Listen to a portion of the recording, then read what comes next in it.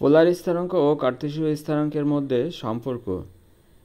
চিত্রে পি বিন্দুর পোলার স্থানাঙ্ক আর কমা থেটা এবং কার্তেশীয় স্থানাঙ্ক এক্স কমা ওয়াই দ্বারা প্রকাশ করা হচ্ছে।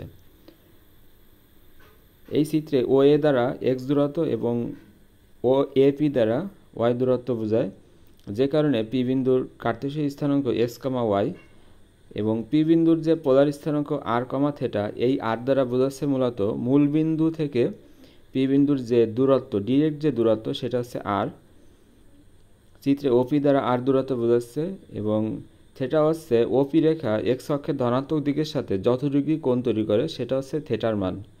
তাহলে আমরা যা দেখলাম তা হচ্ছে পি বিন্দুর যে পোলার স্থানাঙ্ক সেটা হচ্ছে আর কমা থেটা এবং কার্তেশীয় স্থানাঙ্ক এক্স কমা ওয়াই।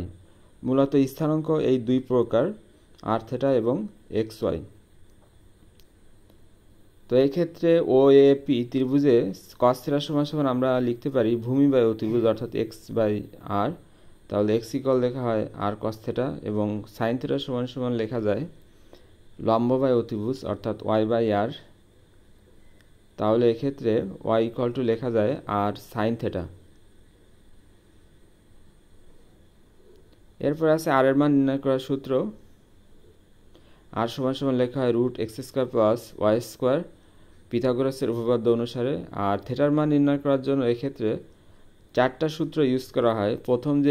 প্রথম চতুর্বিন্দু যখন প্রথম চতুর্ভাগে থাকবে তখন থেটার মান হবে theta plus tan inverse y by x.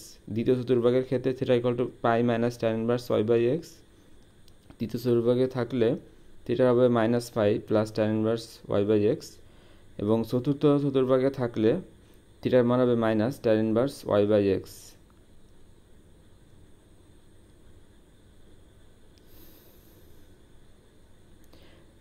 এরপরে যে সূত্রটা আছে এক্স ওয়ান ওয়ান বিন্দু থেকে এক্স টু ওয়াই টু বিন্দু দূরত্ব root over x two minus x one তার whole square plus y two minus y one তার হোল